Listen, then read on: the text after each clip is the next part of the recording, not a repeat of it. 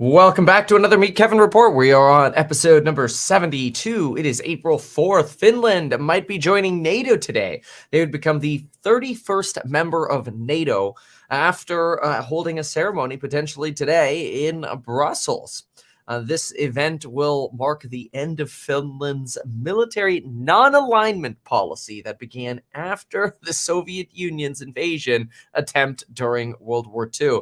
It's kind of a big deal. There is also a train that connects St. Petersburg and Finland. And when Russia first invaded Ukraine, I vividly remember those trains being packed as people were bailing out of Russia over to Finland. So it'll be kind of interesting to see Finland join NATO, and we'll certainly give Russia some more ammunition to say, aha, see, they are advancing towards our borders. Although they really don't need many more arguments for that. Russia's already playing quite nasty. Consider the following. Apparently, Russia's security services are now taking away people's passports who work for the government because they're paranoid that people within the government are going to flee Russia. You just can't make this up. Hopefully, these people got life insurance within as little as 5 minutes via the link down below. But in the meantime, think about that for a moment. They're so worried that their senior officials and executives are going to leave the country, Russia, that they're now taking away their passports to prevent flight. So that way the country can continue to operate in their invasion against Ukraine. Security officers, keep in mind, have, quote, tightened travel requirements already. And now these tightened travel requirements are being escalated to the next level, which is requiring surrendering any of your potential travel documents. Just think about that for a moment. Imagine being like an army general or a Navy official or someone of high command in the Air Force, and then I don't know, the FBI calling you up, going, "Hey, it's the FBI. We know you're a military general for us. We're going to have to confiscate your passport because we're worried about you fleeing the country." It's like you're a general for the country. You'd think that wouldn't even be a remote consideration. But no, Russia is so worried about sabotage from within that they now have to strip people of their passports. Now, this same is also potentially starting to happen to elite individuals who are not part of the political, or should I say, a military complex in Russia. The same is happening to them. Many of the civilian elite supposedly oppose the war, but they quietly dissent from the war. And now, instead of solely trying to restrict people's travel, they're actually starting to lash out against Russian children. Yes, Russian children are starting to receive backlash from Russia. Consider what The Economist just covered. The Economist just sentenced a father to 2 years in a prison colony for posting anti-war comments on social media. But it wasn't just that, because a lot of people leave comments online. In fact, there would be a lot of people here in America who'd probably be in Russian prisoner wars or Russian prison camps for the kind of nasty comments that get left online here. But fortunately, we have the benefit of free speech. Instead, listen to this. This individual who was sentenced to 2 years in a prison colony was sentenced because of something their daughter apparently did. Apparently, their daughter was asked in school to actually draw Russians fighting in Ukraine. And a lot of the Russian children drew drawings of glorified Russian military service individuals fighting what they view as criminals in Ukraine, or as the Russians like to say, Nazis. Well, apparently, this one particular daughter wrote a picture with a young family with Russia with missiles basically flying overhead, and then captions "No to war" and "Glory to Ukraine." Well, apparently that freaked out the teacher so much that the teacher gave it to the dean of the school, passed it on to the police, and a day later, the daughter and the father were taken away by police in Russia which other students say made it look like they were terrorists. And the father was sentenced to a 2-year prison camp. Now the daughter writes letters to her father, writing letters like, "I love you." And here it is. Here's the Economist piece. A letter written by Masha from the shelter, later released by activists, emphasized the close bond. "Hi, Dad. I love you a lot and want you to know that what you are doing is right. You are my hero."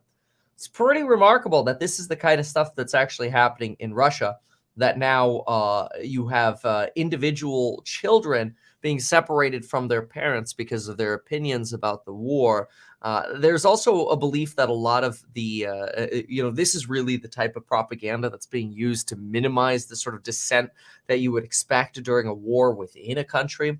And that kind of dissent is really being suppressed in Russia, potentially leading a lot of people to just stay quiet and try to just live their normal lives. Foreign Affairs had an entire piece on how basically people are trying to be apathetic in Russia. That is, I'm just going to pretend there's no war going on. Let me put one foot in front of the other. Let me try to live my life over here, because if I say anything, I could end up in prison like these other individuals. It's kind of sad and somewhat, actually, it's very sad, and makes you appreciate some of the freedoms that we have in the Western world. According to a human rights watchdog, over 500 minors, children, have been arrested and 7 criminally prosecuted since the start of the war. Authorities with the authorities encouraging loyalists to snitch on their anti-war neighbors. Gosh, doesn't that remind you a lot of sort of the snitching that used to go on in World War II era Germany, with people ratting out people who were Jewish, for example? The practice of hitting dissenters where it hurts their families is set to continue. They will go after others, imprison more people, and take more children away from their parents. Yikes. Children of enemies of the state.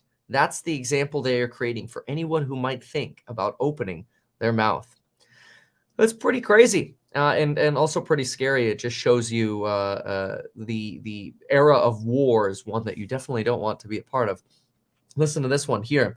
Here, Serbian authorities placed a 16-year-old disabled boy in care after his foster mother, an anti-war activist, was arrested. The foster father was hospitalized after a heart attack. The boy was not allowed to attend his mother's court case.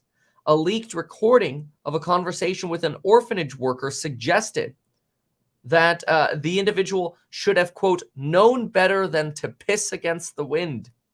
In other words, why would you say anything anti-war? You're just peeing against the wind. You're shooting yourself in the foot. It's kind of sad. Well, I keep saying kind of. It's terrible. It's very sad. So apparently cases have been opened up against this father here. Just to give you some details here, that father with the daughter who made that drawing in his social media post, he was fined $415 for expressing his anger over reports of Russian soldiers who had raped Ukrainian women. He tried to put a line under the incident by taking his daughter out of school and moving to another town. But just before the new year, security services again raided his home. The individual said they confiscated his family savings, $4,750, beat him and smashed his head against the wall, and played the Russian national anthem at high volume. Prosecutors then opened a case against him for repeatedly discrediting the U.S. Army. And now there's a suggestion the Russian Army, which could mean up to 3 years in jail and separation from his daughter. There was a later report that he had been sentenced to 2 years in prison camp. Crazy. So that's a little bit of an update on what's going on in Russia for you. It's just sad, pretty sad. So, okay, that gives us a little bit on Russia. Let's now go ahead and jump into, a couple other updates here. So there's a quick note on real estate. Let's do that. So Blackstone's B REIT, once again, is seeing massive withdrawals. Not a terrible surprise. This has happened before. It's actually been happening for months now.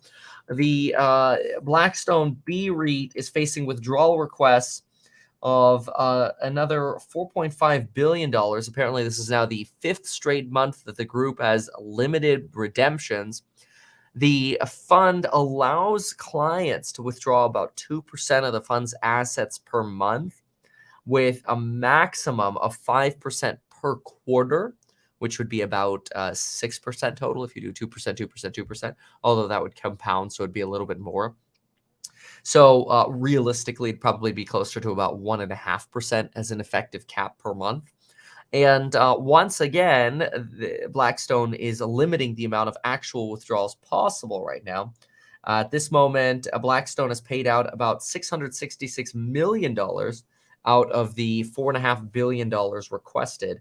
That is because they have already exceeded their withdrawal cap for the quarter.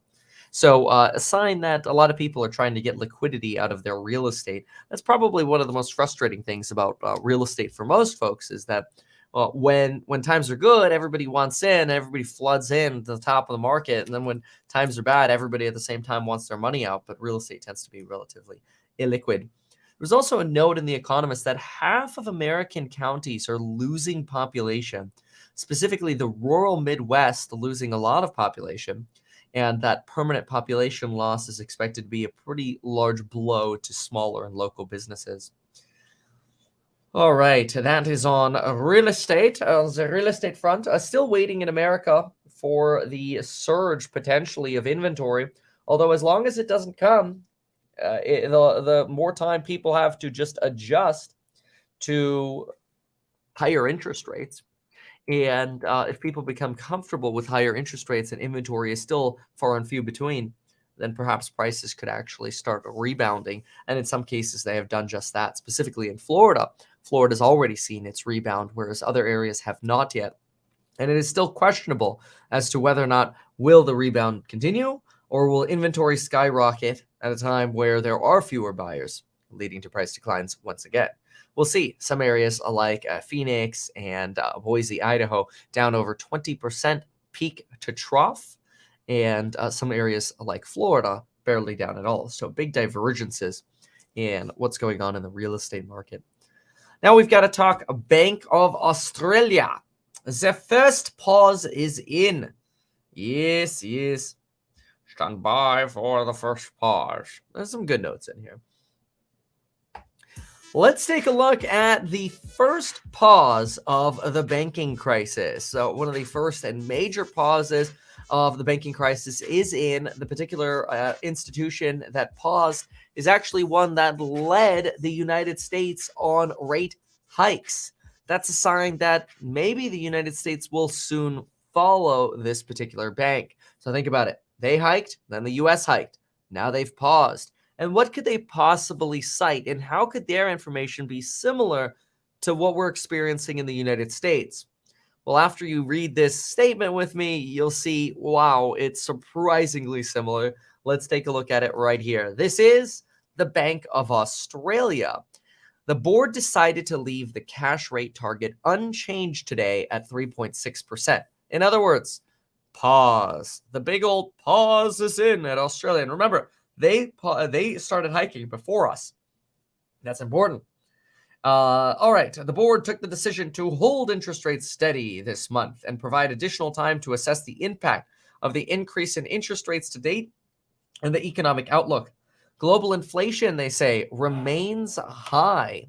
And this is actually something that we're wanting to pay attention to as well in the United States is, wait a minute, if inflation is high, why would you potentially pause? Well, they give us some reasons, and in my opinion, it actually might give some indications to the United States.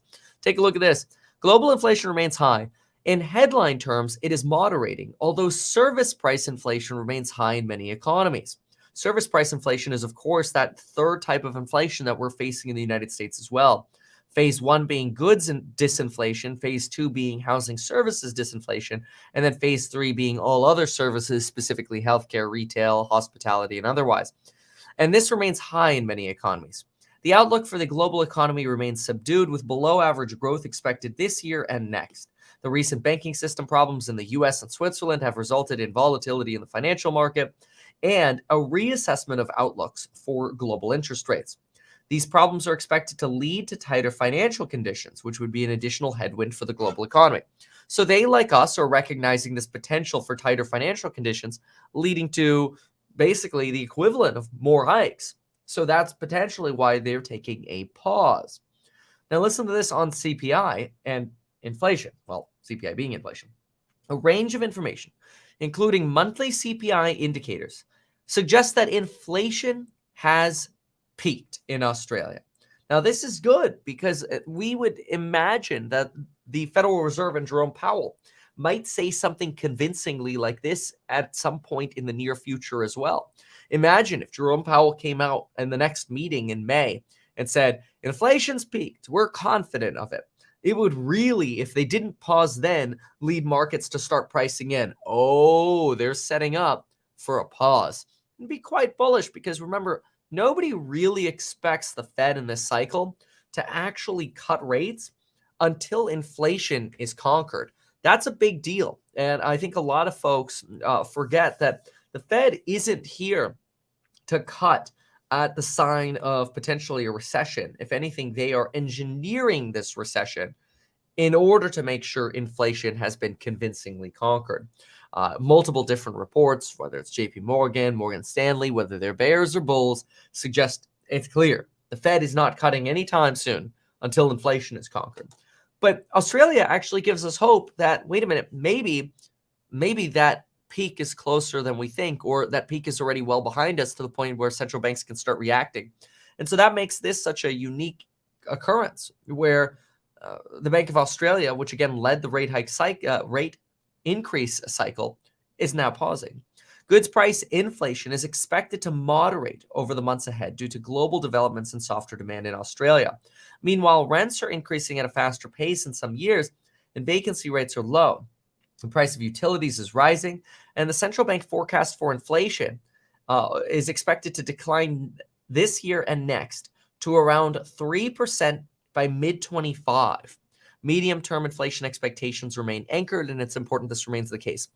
This is also quite interesting because what you have is the central banks basically saying in Australia, hey, look, we want to get to about a 3% inflation target, and we're willing to wait until 2025 for that to happen.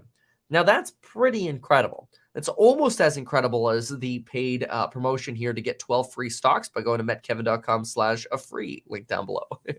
But think about that for a moment. If the Bank of Australia is saying, look, we're going to pause. We realize inflation is still high, but we're at peak. Let's now just let our rate hikes actually function. And we're okay with not only a 3% inflation target, but we're willing to wait another 2.25 years to get to 3%. They said it'll be 3% by mid-25 is 2.25 years is how long they're willing to wait to not get to 2%, but to get to 3%. And this could be something that our Federal Reserve does as well. All they have to do is say, yeah, we're okay with an average of 2% by mid-2025. Kind of interesting. Let's keep going with the statement from the Royal Bank of Australia. Oh, there we go. Fix that. All right. So growth in the Australian economy has slowed, with growth over the next couple of years expected to be below trend. That's been Jerome Powell's goal as well, to push us into an environment of below trend growth. There is further evidence that the combination of higher interest rates, cost of living pressures, and the decline in housing prices is leading a substantial slowing in household spending. While some households have substantial savings buffers, others are experiencing a painful squeeze in their finances. This is usually the difference between poor income households and wealthier households. The unemployment rate is near a 50-year low, and unemployment is also low. Many firms continue to experience difficulty hiring workers, although some report an easing in labor shortages and the number of vacancies has declined. So, very similar again to the United States. Very low unemployment, probably also our 50-year low in unemployment, and a difficulty to hire new workers, but things are starting to loosen. And those are the conditions that led Australia to pause. It's starting to sound very similar to the United States. Right now, we're sitting at about a 50-50 chance of pausing.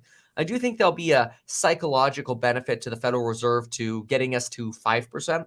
So I wouldn't be surprised if there's one more hike in the pipeline and then a pause, especially since right now we're at 4.75. And I think hearing, okay, Fed lower bound rate is 5% is a good psychological way to show the Fed is really serious about inflation.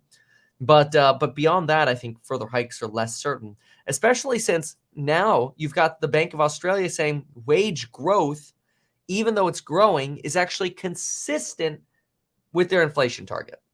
And their goal is to return to a 2 to 3% inflation regime. The path to a soft landing remains a narrow one, but they're taking the steps to get through a soft landing by pausing.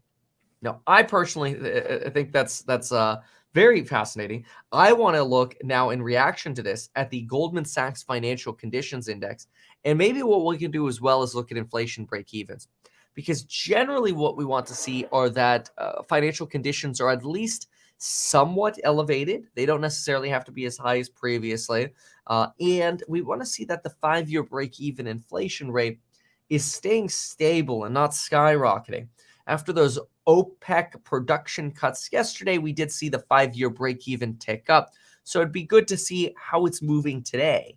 I have both of those charts, so let's pull those up and then evaluate those alongside what we just heard from the Bank of Australia. So the first chart is right here. Right here. There we go. This is the first chart. This is the 5-year break-even inflation rate.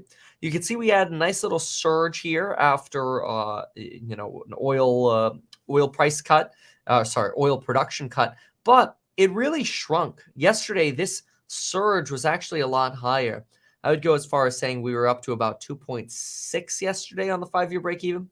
So we've really dropped down some of the severity of those oil production cuts here in terms of inflation expectations. So I would say that's actually very good news. I don't think it's so terrible that we remain potentially along this sort of average right here, which would be about the last 9-month average. That's probably not horrible. I do think before we get any kind of cuts, we need to see this level down to about 1.6%. So it's going to be a moment before we actually get that down. And then here we have the Goldman Sachs Financial Conditions Index. This tightened substantially during the banking crisis as it was starting, but financial conditions actually quickly loosened again. And so right now we're sitting at some of the lower levels that we've been in since December and about the end of January. So Goldman Sachs financial conditions lowering slightly. This all comes at the same time as you've got the 10-year Treasury yield right now sitting at 3.46%. The 2-year, just for comparison, the 2-year Treasury yield right now is sitting at just about 4.01%. So you've still got that inversion of about 55 basis points between the 2 and the 10-year at the moment. The 3-month, which is another pretty common one, is sitting at 4.9, which is pretty widely inverted. 4.9 to 3.46 puts you at almost a 1.4 percentage point inversion, pretty substantial between the two. And if we look at that historically, I know we've had some recent re-steepening of the curves. And often people like to say that as the curve re-steepens, that's when you know a recession is imminent. But so far, it doesn't actually seem like that's happening to the 3-month 10-year. That did happen with the 5s and the 10s. You got some re-steepening, the 2s and the 10s, and for those two. But you're not seeing any of that at the Fed's preferred measure of recession, which is actually this one right here. This is what your 3-month 10-year looks like. That's the math that I just sort of mental math calculated. And look how steep this inversion has gotten. Here, I'll hide myself for a second so you can see this a little bit more broadly. There you go. Look how steep that is. 144 basis points, 1.44% here of inversion. You've had some volatility, but I think the trend is exceptionally clear here. When we draw a line, not a curved line, there we go. When we draw sort of the trend line here, it suggests we're still substantially inverting relative to seeing any kind of steepening of that curve. Now, again, usually the steepening is the painful part, unless, of course, this is just a measure of, hey, we still expect high, and this is the only counter argument against the inversion of the yield curve. hey, well, the yield curve is as inverted as it is because, well, obviously inflation is going to be high for the next few months, so we're going to demand a higher yield now than we will 10 years from now. You're really taking the polar extremes, right? The near term and the long term, basically purely liquid and almost purely illiquid. Although treasuries are relatively liquid, it from a time perspective, it makes a lot of sense that you could just hold the 3 month to maturity and it's basically like cash. We do a lot of that with House Hack, a lot of rolling 3 months. So that's pretty remarkable. Now, not only is that remarkable, but it's worth keeping an eye on these what the Bank of Australia is doing and other central banks are doing, because it really potentially can give us a leading indicator, especially since the Bank of Australia led the Fed. So with that said, remember, Bank of Australia, leading indicator, and they just paused. Their arguments for pausing is let the lagging effects hit. We don't have a wage price spiral. Wages are growing as expected. We're slightly below trend growth. And maybe we can actually thread the needle of a soft landing. I should say very few people actually think that's possible to stick a soft landing, but there is a lot of hope. But always remember, hope is not an investing strategy. Instead, do your own fundamental analysis or join us in the fundamental live streams. Link below.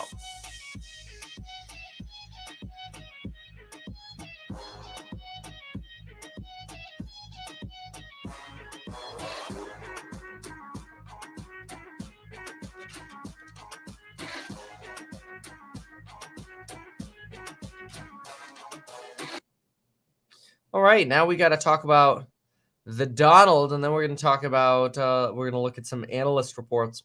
So I want to give you a full breakdown on what we've got going on with Donnie T. Oh, Donald. 27. And bye. All right. So let's go ahead and give you a quick update on the Donald. Then we've got an update on DeSantis, and then we've got multiple financial reports to go through.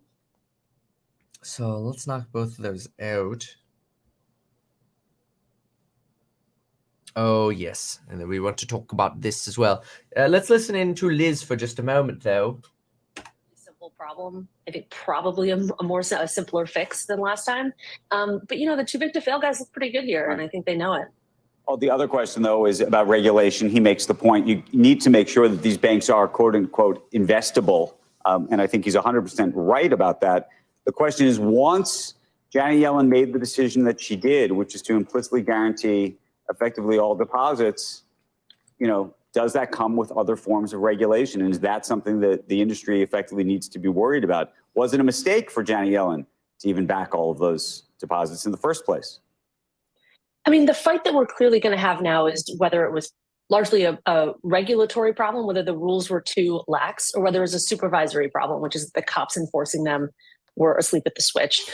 Probably a little bit of both, but you have to remember that the big banks, frankly, subsidize the small banks in terms of the FDIC insurance cap, and it's not good for them if the cost of capital across the system goes way up. So I think they're a little bit of schadenfreude, but I think really the cost of capital across the spectrum is about to get more expensive, and that doesn't help anyone. I want to pivot the conversation to this because the other conversation of this morning for us has been this feud between Florida Governor Ron DeSantis, and Disney, which has been escalating. The governor calling for an investigation into Disney's new development contract, while Disney's Bob Iger called Florida's actions against his company anti-business and anti-Florida. Surprised a lot of folks, in part because there was an expectation that he was going to shy away from taking on DeSantis personally and so directly. What do you make of it? Well, I think there's two things. I think it is proof, at least in Bob Iger's mind, that Bob Chapek's mistake wasn't so much doing something that was unpopular, it was waffling, right? That it is okay for a CEO. And Bob Iger is a unique CEO. He's really a celebrity CEO and has a lot of years of credibility behind him, but that it's okay to pick a fight. You just have to do it with some conviction. The other thing that struck me about this entire fight is, just to zoom out, you have a Republican administration being accused of being anti-business, and you have one of the biggest companies in America accused of being too progressive. And just like in the historical lens that we've put on politics and business, that's weird. Usually when, companies complain about governments being anti-business, it's things like, the pushback in New York City that kept Amazon from building its headquarters here. I mean, it's on the other side of the spectrum. So I think this shows just like how toxic this has become. This is not about economics. Governor DeSantis is willing to foist higher taxes onto his own constituents to prove a point, and Disney is willing to pay higher taxes to keep control of its business, to keep it out of the hands of the government. Yeah, but keep in mind, Disney has just pulled a fast one on Ron DeSantis and the DeSantis camp that even though this fight between Ronnie D and Disney feels very politicized and political in nature, Ron DeSantis is now lashing out because he's calling for an investigation into, quote, last-minute changes made by the outgoing Disney-appointed board members. Basically, what happened is Ron DeSantis was busy being political with his administration, making the argument that we're going to fight woke and we're going to fight and punish Disney. And then while he's making those public arguments, Disney, at a public board meeting, voted to extend many rights to Disney's ability to basically self-govern for the next 30 years. 30 more years Disney just gave itself in a public board meeting to protect itself from Ron DeSantis. Now, mainstream media outlets like the Financial Times and New York Times are jumping on the bandwagon, suggesting Ron DeSantis is humiliated. He is now, on one hand, trying to show how tough he is, but he's so tough that he got publicly juked and outplayed by Disney. And now, after Disney takes the last laugh of basically circumventing Ron DeSantis's entire anti-woke law to punish Disney, Disney is basically talking about how Florida's governor, Ron DeSantis, is anti-business. And now, and this is at a board meeting that Bob Iger was just speaking at, a Disney board meeting. We'll play that actually in just a moment. And Disney basically has almost impunity from further action by Ron DeSantis, as Disney played by the rules. They did so publicly, but the DeSantis administration missed it. Let's take a listen in here to what Bob Iger has to say. Your back and joints. I can feel the tension. Nope, wrong one. That thwarts those efforts. Simply to retaliate for a position the company took sounds not just anti-business, but it sounds anti-Florida. And I'll just leave it at that. Iger's comment. There you go, calling it anti-Florida. And I guess I pulled up the wrong video there and the audio there for a moment. But anyway, Bob Iger, you just heard him calling it anti-Florida and anti-business to try to punish Disney. There's a New York Times columnist that actually gives a little bit of extra insight over here. Let's briefly listen to him and some reaction. That would be right here. Columnist and CNBC contributor Jim Stewart, and Puck senior political correspondent Tara Palmieri. Great to have you both on and staying up late. We appreciate it. Jim, your take on this, literally wrote the book on Disney. Where does this end? Well, I'm not surprised this thing has flared up again, but it is, at least so far, this is mostly a war of words and symbolism. Yes, DeSantis moved to strip control of the local board, but in the great scheme of things, I think that could actually save Disney some money in the long run. Much bigger stakes here are the fact that Disney employs many, many thousands of people in the state of Florida, and just in 2021 announced that it was moving another few thousand there, including the Imagineers, and Florida was giving them about $570 million in tax incentives. Now, DeSantis has not yet done anything about that, nor has Disney said, well, we're not going to do it. That would be, I guess, kind of like, Putin dropping a tactical nuclear bomb or something. I mean, at that point, it would become something with real economic repercussions. Tara, what this seems to be, honestly, we're putting it as Disney versus DeSantis. I just have a feeling that Disney's lawyers appear to be a lot better than Florida's lawyers. Oh, yeah, I'd agree. I mean, to me, Ron DeSantis seems extremely flat-footed. this reminds me of the migrants that he shipped from Texas, the border, to Martha's Vineyard. You know, there was a headline grabbing stunt, a political stunt, but there was really no follow through. The fact that they didn't realize that the Reedy Creek board had even changed the rule back in February before he put his own board in just showed that they weren't really doing their due diligence. I also think it's really interesting to see that Iger's language is much stronger than Bob Chapek's. And, you know, he's calling DeSantis anti-Florida. He's really, you know, getting in it with him. That's a good, I mean, Tara, that's a good, I mean, whatever you think, that's a good line. I mean, whoever side you're on, that's a good line.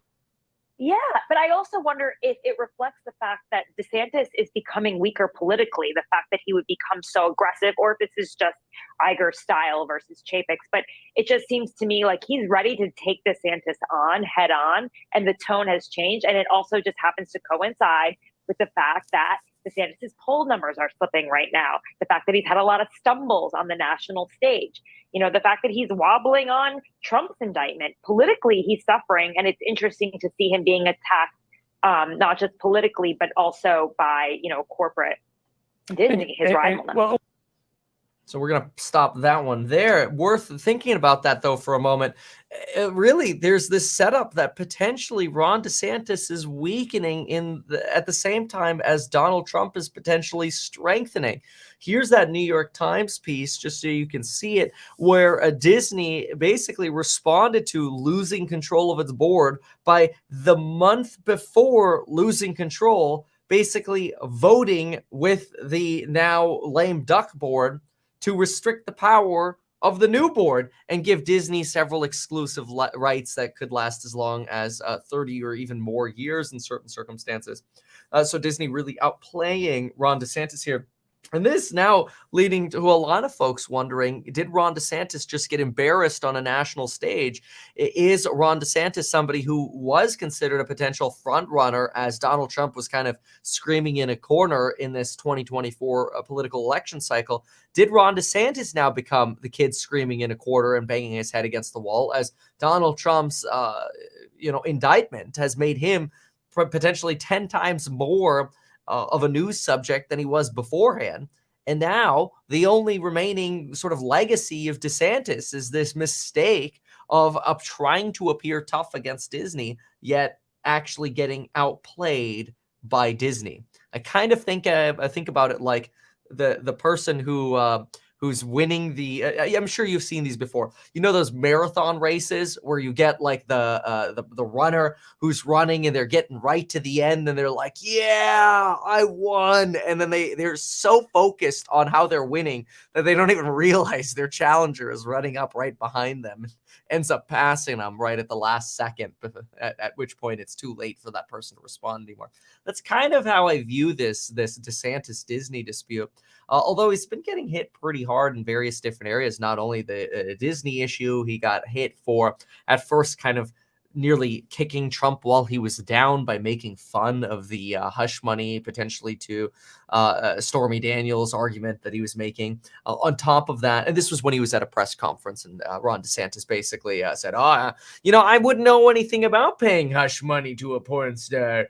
And that was seen as a low blow by many, as well as his response to Ukraine, calling it a territorial dispute. All of these things really painting Trump as very different from DeSantis, right? On one hand, you're painting Trump as not able to be beaten down by the system, whereas DeSantis just got beat by Disney, essentially. You have Trump, who's taking this very tough on Ukraine and Russia approach, saying it's so important that we need to prevent World War III. He'll do whatever he needs to do to get a negotiated settlement as soon as possible, whereas DeSantis initially called it a territorial dispute before walking that back. So you're seeing some very clear differences between the two candidates. You're also, even Ben Malla, whom I've interviewed on the channel, the real estate guy, he's a big fan of believing that one of the big differences between Trump and DeSantis is that Trump inspires hope and really motivates people to vote, whereas maybe DeSantis less so. White House obviously always criticizes the Republicans at the moment. The White House apparently has now condemned DeSantis for signing into a law that would allow residents to carry concealed carry guns without a permit. It's kind of like what California is trying to do, except in California, anybody can get a concealed carry license is the way that they're labeling it. You just basically can't carry it anywhere. Yeah, I think the only, like, you can't carry it at parks, public events, schools, libraries, retail establishments that don't explicitly have a sign saying you're allowed to carry in their store. So yeah, okay. Good job, California. Anyway, DeSantis signing a right to carry law, basically, and the White House calling that shameful and the opposite of common sense gun safety. Under the new law, anyone who legally owns a gun in Florida can carry it without a permit, and training and a background check are not required to carry a gun in public in Florida anymore. Fascinating. Big differences there in Florida from certainly states like New York or California. So this gives you an update on DeSantis. I'd have to say, in summary here, things probably aren't going fantastically well for DeSantis now, but I think it's way too soon to count anybody out in this election cycle, especially since you still got to get to actual debates. You got to get to election year, which election year is still a year away. A lot could change by then. Donald Trump could be totally free, or he could be in jail. Or what's more likely is we'll just still be twiddling our thumbs watching court cases, and we'll see how DeSantis handles the next year. We'll see.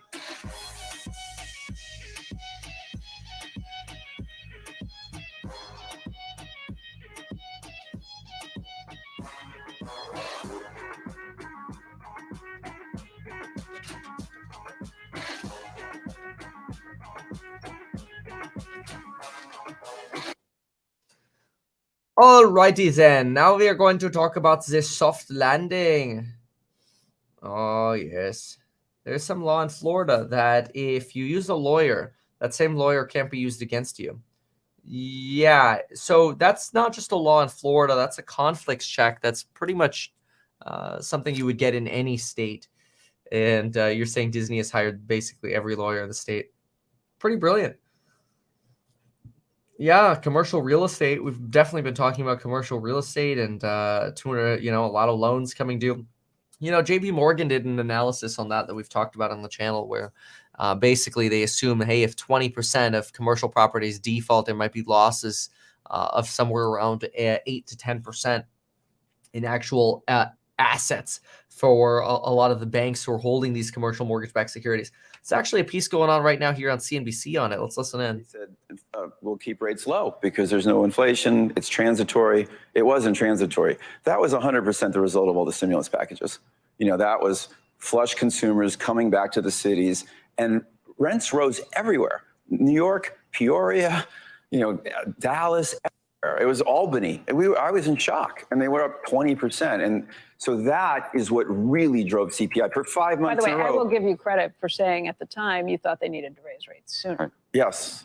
And they did. I don't know why the Fed has such credibility today when they really are. They don't have any credibility. Do the markets give them any credibility? No, so I think Jamie's wrong. I think we're going into a serious recession, and the government has an interesting problem, but not for the reasons he stated.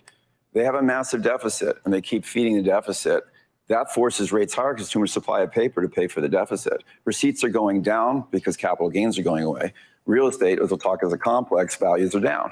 So with interest rates up, values are down. Well, that's the one thing I would say. So receipts are going down and interest expense is going up. He's going to have to, the deficit will grow. He'll have to print more paper. That should force rates up, which would make the economy weaken further. So he's going to have the opposite problem. He's going to have rates going up and the economy weakening, and he's going to have to lower. Why aren't they going up now? Well, I think I think the markets, I agree with, first of all, I agree with you. The credit markets are smart. They know that this cannot last. And, you have very low consumer confidence, very low savings rates, very low CEO confidence, recessions to serious layoffs covering through the service industries. I heard earlier, education and healthcare are not interest rate sensitive. And the one thing that we missed, and Jamie talked about, was the regional banking crisis. We just missed it. But when you look at what it actually looks like, the only thing Powell affected with his last quarter point increase in rates was knocking another $50 billion out of the bank of the regional bank's balance sheets. For every point he raises or lowers interest rates, he's adding or taking away $200 billion of losses or adding capital to the banks. Right. So if he goes down 2 points, he adds $400 billion of capital to the regional duration banks. risk that they've got with all the long stuff. Yeah, that duration risk is because they didn't have to mark to market a significant portion of their book. Lee So Cooperman was here yesterday. Yep. He said that the next place he thinks this hits, obviously, is commercial real estate. Yep. It's a business you know well. Where do things stand? Is there well, potential so crisis you've there? seen in the regional bank crisis, what you saw was the SVB sale of a small portion of their held to maturity book, which popped that $1.8 billion loss. And then people went, whoa. And everyone started looking around like, we better look at these balance sheets. And every bank, as you know, that we looked at was insolvent. They haven't touched the CRE book. And the CRE book, the commercial real estate book for regional banks, is almost $2 trillion. Right. The big banks are 800, 900 billion, right? It's 28% of loans versus 6% of loans for the big banks. They are long CRE. And we know that rates are up, real estate values are down, and there's no markdowns yet of scale. So that's why this regional banking crisis, I totally agree with Jamie, is far from over. And, you know, Signature Bank, which failed here in New York, is about to auction $30 billion of their loans. The whole loan book the government took back, it's going, Right. and we'll be bidding. I'm sure most of my peers will be organizing to bid, but it'll be the first of the RTC, like Right. FDIC, like Will the bailouts government of make a lot of money assets. doing this? Will they make money? Yeah. No. They'll lose. Well, actually, it's up to Powell. If he lowers rates, the government will make money. So why if are he you keeps gonna rates bid on high, it? You're going to get prices that are bargain prices. Yeah, and I you can think- hold on to it. yeah, and they'll have to finance the deal. The government, which is what they did back in the FT in 2008. That we bought a bank called Chorus Bank, and it failed. A $9 billion loan book, original cost $6 billion book, and we paid $3.7 billion for it, and we borrowed Wow. 2 point something billion from the government for 10 years. The government partnered with us, unlike the RTC days. In 2008, Sell it? we went 60-40 with the government. What? What did you do with the bank? What did you do with the bank long term? Well, actually, there were 11 branches, so they shut them and they just sold the loans, which is basically what's happening with Signature Bank. They're just going to sell the $30 billion, $19 billion of which is multifamily in the tri-state area.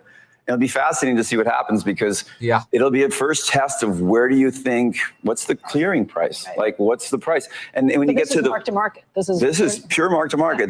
They took these loans out of the bank, sold the remnants of the operating bank. Was that the deal that you got just hammered for as being Yeah, wrong? we made almost 25% of our Exactly. money. That's the one that said there's just no way this works. That's right. It was the front page of the Wall Street Journal. They overpaid by $500 million. Barry, though, when you think about the regional banks that are going to be This is going to play out. Signature. If this happens, this will play out across the country for the next year and a half. This is reflected. Morgan Stanley put out a report, I think, just yesterday or 2 days ago about commercial real estate. I mean, it just suggested this bloodbath is coming. Which bank would you own a regional bank right now at all? No, I mean, Chairman Powell said the banks are solvent. They're solvent because the government's standing behind their balance sheets. They borrowed $300 billion from them. No, I probably wouldn't own a regional bank. They won't all fail. But I think they won't all fail. So what happens? But no, I mean, what happens is a prolonged credit crisis. These banks are. But if I'm making you Janet Yellen for the day, or Jay Powell for the day, or whomever who can whisper a call, it's all in Powell's hands. So what would I be beyond lowering rates? You have to do. You have to back up. There is actually, other than the office asset class, real estate is actually performing really well. Like apartments are full. Houses, single family for rent houses are full. Hotels are really chock-a-block full. Rent is going down. Yeah, well, rents are going down in some cities that have, situations like Austin where they have mass layoffs. But in general, rents, there's no overbuilding. There's almost, real estate behaved itself. Doesn't that support Jay Powell saying, well, maybe we got to keep. No, so you have rents that are full and income streams from these real estate assets, but he crushed them by raising rates so fast. So the cap rate or the yield you're willing to pay for the property reflects interest rates, and also the availability of credit. So in the multi-market, you have Fannie and Freddie willing to lend to you. So those markets are very healthy. We just put an asset for sale in Virginia. We had 33 bids for a multi, and they're trading around 4.5%, 4.75%, which is actually in line with Fed funds and below the total cost of the borrowing, right? We're going to take a break. Okay, take a break. Let's do that. There's too much information. Then I'm thinking, great. So the Saudis. Really interesting conversation there so far. Let's try to break some of that down because there was a lot of information there. So let's catch up and break this down. So really what you have is an individual here who is one of the executives over at Sternlight Capital. he's making this argument that the banking crisis is going to continue for a year and a half. And the reason they believe it's basically going to continue through about the end of 2024, which would be until after about the election cycle, is basically as one bank defaults, as we've just had happen, their book of business, the loans that they hold, the notes that they hold, which have value, right? Like they have little pieces of paper all over the place. And they have on them, all right, this person owes me $1 million. This person owes me $10 million. And together it's their book of business, right? Now somebody has to go at an auction block and go, all right, what do I want to pay for that bundle of all those loans? What am I willing to pay for all these? And you kind of take a quick look and you go, yeah, I don't know, man. That's those are a lot of crappy loans, man. Those haven't been marked down yet. Who's going to underwrite those? Well, you could sit there and go through every single one and try to figure out what the loans are for and what the value is of the collateral. But that's very tedious, takes a very long period of time. So instead, usually what happens at these auctions is the government who leads the auctions will just say, look, this is probably worth 10 bill. Let's just start the bidding at 1 bill. It's kind of like listing something on eBay. It's like, look, the value is probably somewhere between 1 and 10. Y'all have at it. You got 24 hours to figure out what you're willing to pay for and what risk you're willing to take. And then the idea is, and he gave this example of how they previously in the last recession bought a bank, well, basically the bank's loan portfolio. And basically what they do is they then dump on the market those loans. And when you dump those loans onto the market, what you're doing is you're lowering the prices of those related bonds. You're increasing yields. And when you're driving up yields, you're making the cost of debt more expensive, especially for the federal government, which his argument is will then lead Jerome Powell to have to run the money printer more. But that's exactly the opposite of what we want to hear. If the government needs more cash printed in order to pay for their debts, then the government is going to have to print via the Federal Reserve. But if they expand the money supply, then they're creating inflation, much like what we saw during, well, COVID, where the money printers ran so much so that we induced a lot of inflation. This kind of catches you up a little bit to what his idea is. Now, broader, his, I think, bigger fear is first that he would stay away from any small or regional bank, because he suggests the small banks, this is something that Kathy Wood reiterates as well, small banks hold about a 28% book exposure to commercial real estate. So of what small banks have, 28% is commercial real estate, whereas at the big banks, it's only about 6%. Part of that is because the big banks have such stringent regulatory requirements, it's actually hard to get a good deal at a big bank when you could just go to a smaller bank and get a substantially better deal. Now, unfortunately, when you start liquidating assets like that, you can also potentially start putting pressure on real estate prices in that you are increasing available inventory. Now, that's not to say there aren't a ton of available buyers right now, and that might be why you're seeing multiple offers again, which you typically do see in a spring market. But what'll be really fascinating is if an increase of inventory will happen after some of those spring buyers have faded. So we'll have to pay attention to the real estate market because, as we've seen here, this Barry guy thinks it's probably going to be about up to 2 years, 1.5 to 2 years before they actually end up getting to the bottom of the banking crisis. Now, interestingly so, apparently he was giving us so much information that even though the break is now over on that CNBC coverage, they didn't actually go back to him. It looks like they kind of cut their interview with him, which I thought was actually a really good interview. So something he said there must have upset the apple cart because all of a sudden they've ended that individual's interview. I'm kind of surprised by that. Sometimes, I mean, I put on sort of the jaded tinfoil hat. It makes you kind of wonder, wait a sec, was he onto something the mainstream media doesn't want us to know about? After all, this person was named the Commercial Property Executive of the Year in 2010. This person identifies as a Republican, though he's more recently been characterized as an independent. He's a self-described friend and golf partner of Donald Trump, but was disappointed that Trump did not move to the political center. That is, he stayed a little bit more divisive. Okay, interesting. So anyway, this is Barry Sternlicht, some of his worries and fears. And as you heard him start with, he actually thinks there's a real potential you could see a larger crash ahead, thanks to specifically what's happening in the banking sector, commercial real estate. And he's essentially warning the banking crisis is nowhere close to over. So something worth paying attention to. All right. Somebody says look up Sorkin. Oh, no. Steve, why are we looking up Sorkin? Let's look up the differences. So I don't know what you want me to look at. Yes, I don't know. Anyway, oh, you wrote Locke. Oh, got it. All right. So, very well. That gives us a little bit of an update there.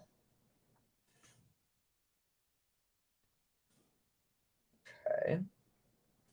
Now, okay.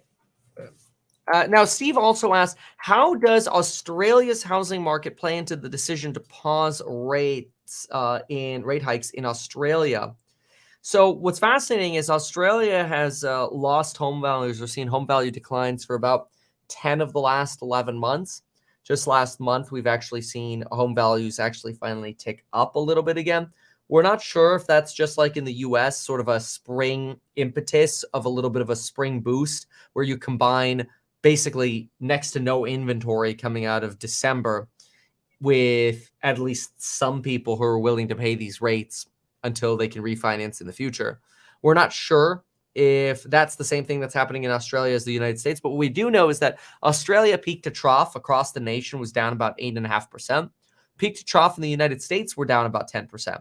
So you're roughly equivalent to the Bank of Australia in their situation. Now, I'm not trying to say we're exactly the same, but we're pretty dang aligned with Australia. So I think that Australian pause is pretty incredible. Hey, Barry's back. Let's listen in.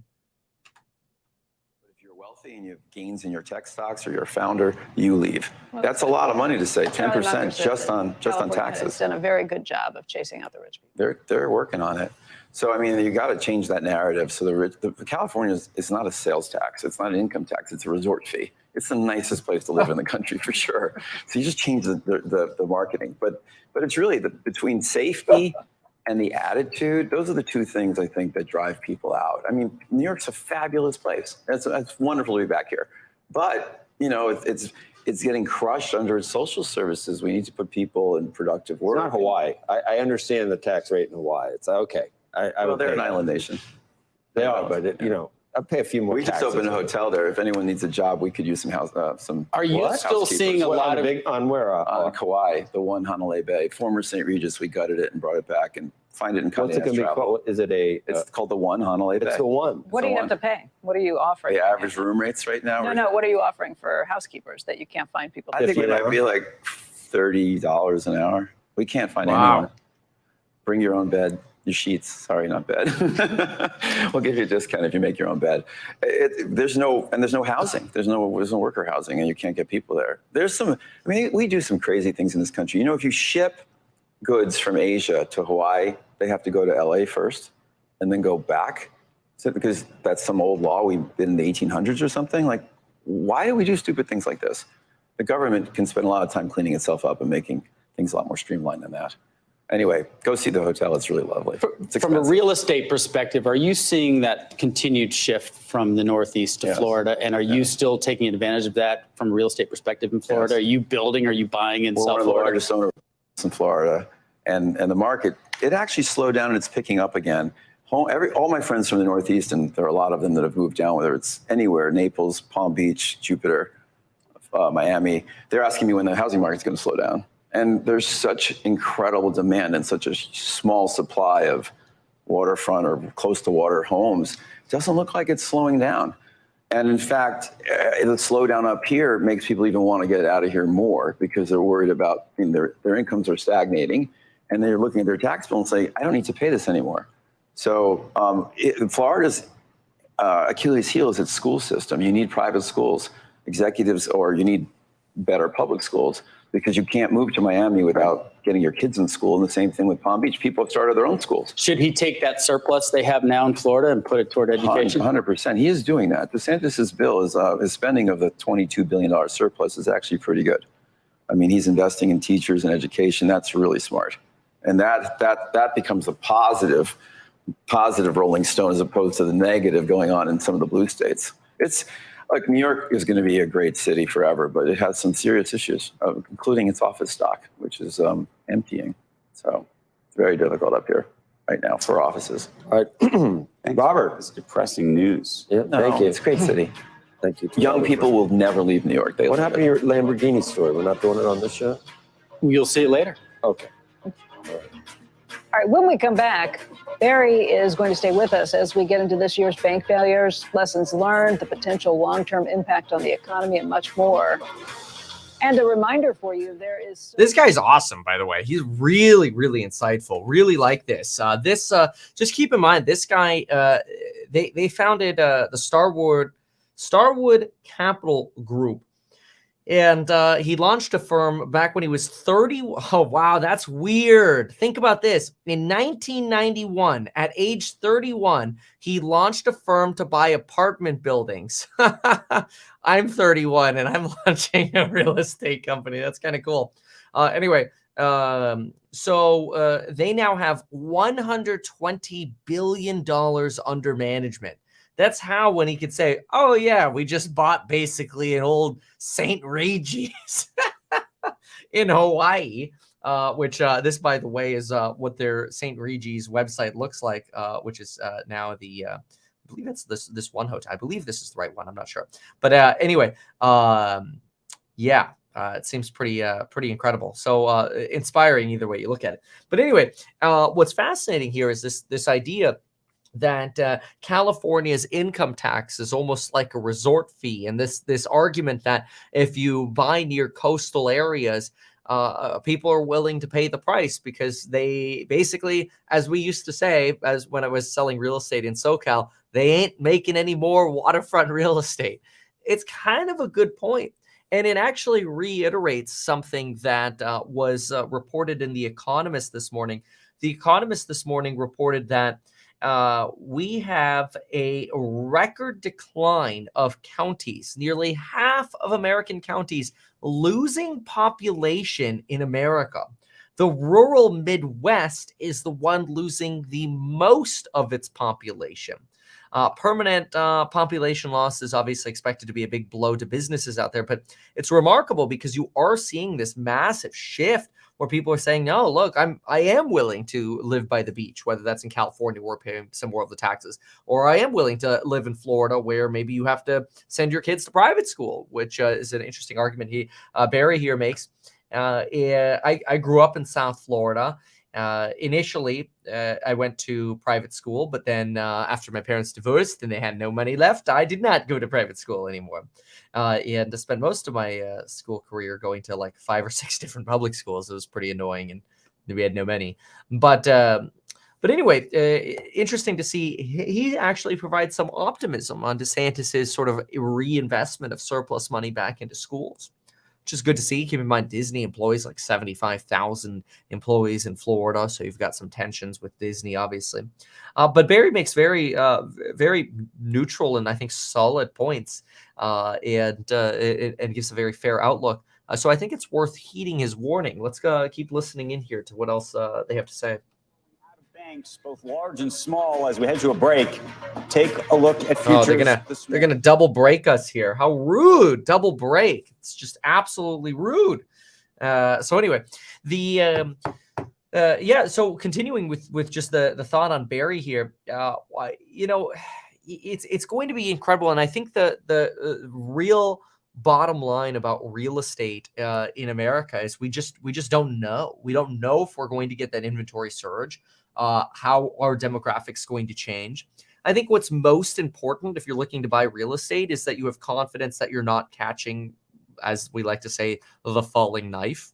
That's something I definitely don't want to do, for example, with good old house hack. So we are very cognizant of, we would rather, if the real estate cycle is a nice little circle and you kind of fall down, we'd rather be a little past the bottom than a little ahead of the bottom.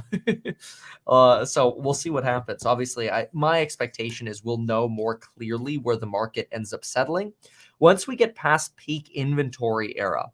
And the reason I say that regarding peak inventory era is because think about sort of how the buyer mentality might work. So if we go to just throw up a little notepad here and let's go with, I don't know.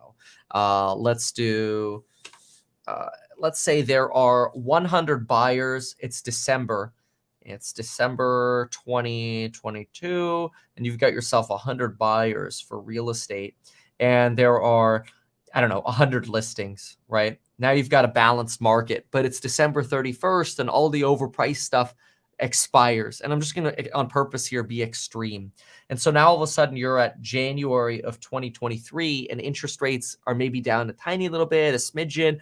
The buyers are used to the idea that they're going to have to pay a higher fee for longer, a higher interest rate. And eventually at some point in the future, they might be able to refinance, but they want to buy something they love now.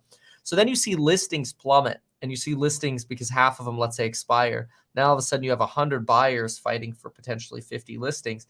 It's not a surprise that in Jan, Feb, March, you would see some kind of uptick in real estate. Now, as long as this imbalance remains, real estate could actually recover decently. But if, for example, because of forced liquidations at small banks or real estate investment trusts like the pain we're seeing at the B-REIT, where they continue to max out their withdrawals, I think they just distributed 666. Yeah, they did. They just distributed $666 million to B-REIT investors on $4.5 billion of withdrawal requests. So in other words, they gave back like 15% of the amount of money people are actually asking for. That's because people are trying to pull their money out of real estate. But anyway, if that leads to an increase of listings where all of a sudden potentially you're in May or June and you're at 250 properties on the market and rates are high and new buyers haven't entered as quickly as listings have gone up, then you've got problems. You got real problems. But we don't know. That could happen. It could not happen. We'll find out. Keep an eye on inventory in your area. But we'll listen back to Mr. Barry here in just a moment. I imagine he'll be back probably within about a minute or so. So let's see how what some of the comments are here. Double break, lock up Sorkin. Yeah, now it's turning into like a triple break, right? So let's see here. How long do you think the S&P 500 will be range bound? What will be the nail to kick us in either direction? Inflation. I think that's really what would take us down lower. As long as inflation keeps ticking down, I think the Nike swoosh will be a pretty consistent reaction to what we're seeing in markets. Whereas if we do end up in a situation where inflation starts ticking back up, we could retest those October lows that we've seen. So we'll take we'll do some analysis on that as well. But let's first see if we can get back to Barry over here. That saw their depositors flee in the chaos. But there's actually been an exodus underway for quite a while from the big banks as well. Steve Leisman joins us right now to talk about how much money has left, where it's gone, and why. And Steve, I would guess part of the why is that you can get higher yields other places. Yeah, and I got a chart for that, Becky. There's a lot of money sloshing around. Now, concern about these bank failures, it's eased for the moment, but the economic fallout from hundreds of billions of dollars scurrying around the financial system may yet to be felt as money surges into places where it will likely not be helping the real economy. Take a look. Money started leaving the banking system as early as December 2021. It accelerated with the failure of Silicon Valley Bank. $600 billion is out of the biggest 25 banks, $150 billion leaving the smaller banks. Money market funds, they were among the big recipients, with their assets surging by more than $500 billion, the bulk of that in just the past month. Other funds, of course, went directly into treasuries. In turn, money markets keep a lot of money on deposit at the Fed or in short-term treasuries, where it finances the government, but not necessarily Main Street. Money has moved out of banks for two reasons: concern about safety, and as Becky just said, low rates. Take a look at this. Money market rates rose along with the Fed funds rate. The banks, according to the New York Fed, they kept rates low and saw deposits flow. That's the green line. That's the bank deposit rate. Part of this was a choice, though. Banks decided to keep profits high by not paying up for deposits, but it also reflects their lack of need for deposits to make loans, because what did they do? They tightened their credit standards. What does that all mean for the economy? A sudden tightening in lending standards, says Oxford Economics, now would imply a peak drag of 0.7 percentage points on GDP growth later this year or early next. Credit tightening could mean the Fed needs to raise rates less, but the expense of the tightening can't be known yet. The money, it's still moving around the financial system, but for now, more and more, it's in a place where it's going to be tougher for Main Street businesses to get a loan, to start up, and to expand. Becky? Steve, just the impact of tightening credit standards on the economy. I mean, I've seen some estimates that it's quite a bit more, 1%, 1.5%, even potentially more than that. Yeah, Oxford is maybe a little bit on the low side, but it also depends on how much credit standards or how much tightening you're really building into your base case.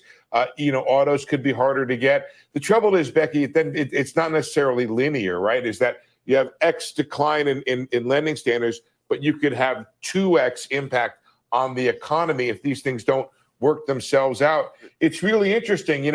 JP Morgan, they would have been a recipient of deposits, but they may not want those deposits, right? It could have been a flight to safety, and Jamie Dimon may not want that money. He may not need it for lending. So the real question is, it's like a game of musical chairs where it all ends up at the end, and can it be harder or easier as a result of all this money sloshing around for businesses to get a loan and expand? Steve, there's another point, which is even if they want to lend, these regional banks, the cost of their funds has gone through the moon and beyond, right? So they're going to lend you. If they're lending you money at 7 before, they lend it at 9, 10. You're like, I don't want to take that loan to buy that small laundromat and convert it to my McDonald's, franchise.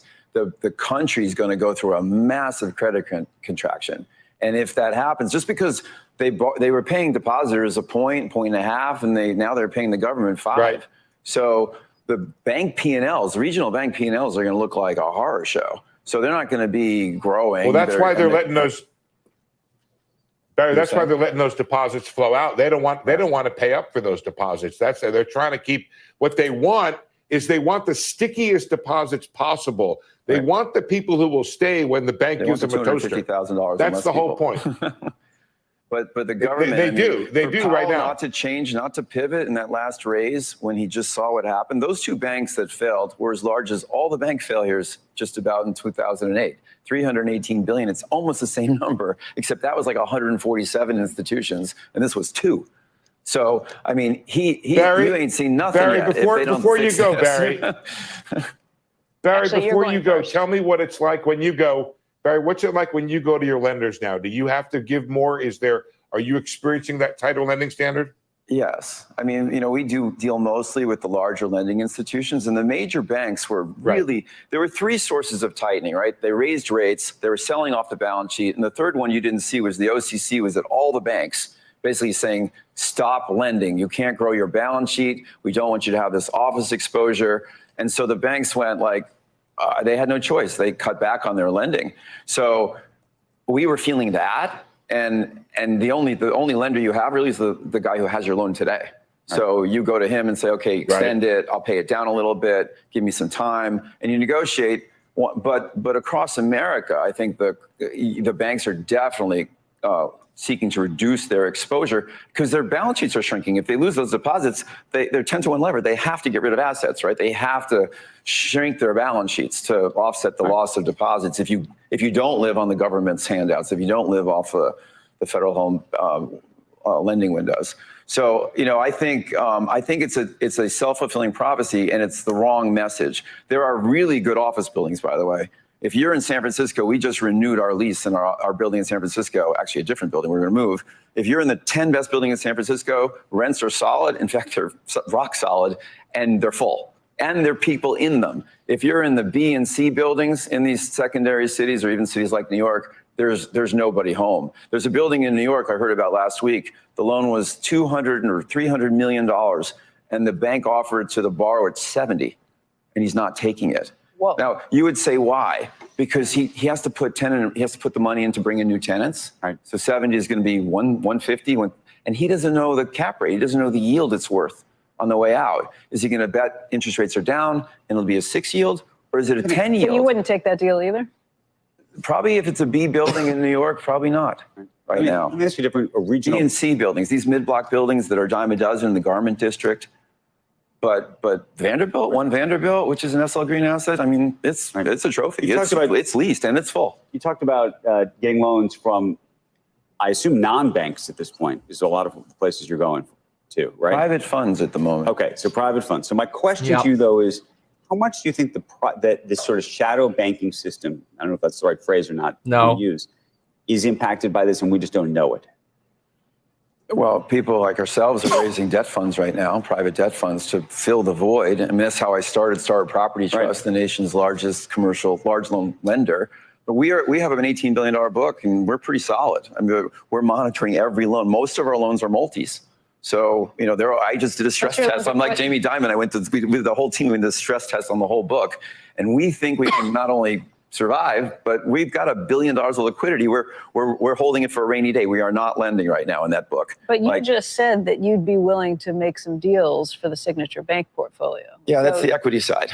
Okay. That's our opportunity funds looking for 20% plus returns, and that's what you do with the equity side. There's $220 billion of dry powder in real estate equity funds looking to deploy it. And you're going to buy that stuff because you can't really, I think there are certain asset classes like, by the way, if credit comes back, you're going to see the REITs take off. The REITs are on sale. There are some unbelievable bargains in REIT. We did the same thing in the pandemic. We bought a dozen stocks all over the world, and we had a 70% IRR on that stuff. We were already starting to buy some stuff in the public market because I do believe rates are going down. I think the credit market is right, and Powell's jawboning is wrong. I don't think he's going to have a choice. And he gets to lower those rates because inflation's going down. I absolutely, and 100%, and Jamie and I don't agree on this, and we'll see. Let me read. He certainly runs a bigger institution than I do. Let me read a little bit from the Jamie Dimon letter, which is out this morning, 43 pages, his annual letter to shareholders. Here's part of what he said. He said, quote, higher fiscal spending, higher debt to gross domestic product, higher investment spend in general, including climate spending, higher energy costs, and the inflationary effects to trade adjustments all lead me to believe that we may have gone from a savings glut to scarce capital and maybe headed to higher inflation and higher interest rates than in the immediate past. This is where you diverge from him on the second part of that. And the consumer needs to feel like if we start getting layoffs, which Powell is obviously trying to get, I made this point the last time I was on here, the government has got the floor on the accelerator, $1.7 trillion spending, $1 trillion infrastructure bill, a $400 billion climate bill, and the Fed has their foot on the brake to the floor. And usually that doesn't end well. You can't be on the accelerator and the brake at the same time, something explodes. And I think you got to be careful today. I think there's going to be some time bombs that are going to go off. And, it's the problem in real estate is we can pay these loans, right? We have caps in place, but when the loan matures, we cannot refinance it. And there's no one to take us out. If he lowers rates, everything gets a little bit better. The regional banks get capital, the losses go away. Right now, if he lowers rates and everybody closes their eyes for 2 years, you might be in a much better place. I don't think you're going to see rabid inflation. I believe the inflation was born by so much money chasing too few goods, and the supply chain is fixed. It's largely done. So it's 95% finished, the supply chain. And consumers kind of flushed. Savings rates are 2.2%, 50-year lows. Loans are way up, and Bank of America, my college roommate is CEO of not my college, he went to school with me, Brian Moynihan. We went to Brown together. Do you think the supply chain they're seeing delinquencies now like pre-pandemic levels? They're going to go beyond that. Do you think that the supply chain issues, which you said you thought 95% fixed, that we're any more resilient than we were before, or we're actually just back in the same place? Like if there was another pandemic or another weird thing happened, that we would be in the same soup. Yes, the sad part about high interest rates is it'll delay capital investment in the United States in new plants and equipment and things that would materially change our supply chain for the long term. Yeah. We never got a chance to do that. Higher interest He's rates. Also creating a housing shortage. Yeah, and higher rates will create, you're going to get through the existing multis that are being built, and then we have a project in Fort Lauderdale. We own land, it's like $18 million. We're just going to wait. Higher so interest all rates, the construction very jobs, higher interest you're rates makes it harder for the supply to be fixed. It costs more to open a company. It costs more to start a company. But it adds to inflation. On the flip side, your supply issue means that prices, you're saying, continue to go up. No. You said there's no supply. I think we bought everything. We bought more or less everything we needed in the pandemic. No. And now we're traveling. On real estate, you just said you thought that there was not enough supply on real estate. Yeah, I think long term he's creating more growth in apartment rents, for example, more growth in single family for rent growth, more pressure on housing prices to go up because he's getting, we're short like 4 or 5 million homes. It's going to get worse, not better.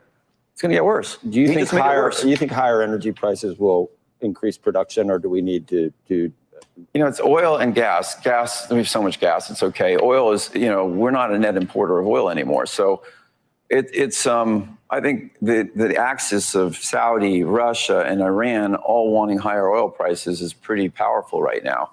But I think that was more a move. The PIF was in Miami on Thursday and Friday, the Saudi Sovereign Wealth Fund.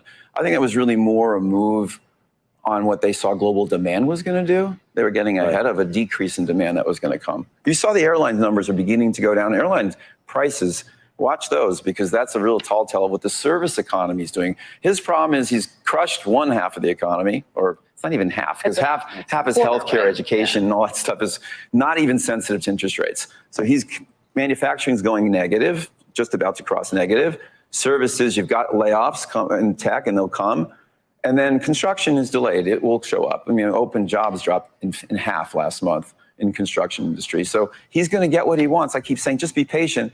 And now he has another crisis on the side. This regional bank crisis is serious for America, not for New York, where JP Morgan has an outlet every 3 cities. But you go to these towns where these banks, I grew up in Connecticut. I mean, there's People's Bank and all these other banks around. They got problems. They got serious problems. He should pay attention. There's 23,000 people at the Fed. How could you have missed this? Barry Sterling telling it how he sees it. When we come back, we're going to talk to somebody else who tells it like he sees it. Wow. Yeah. Wow. That is such an incredible interview there by Barry. Boy, this person would be brilliant to interview on the channel.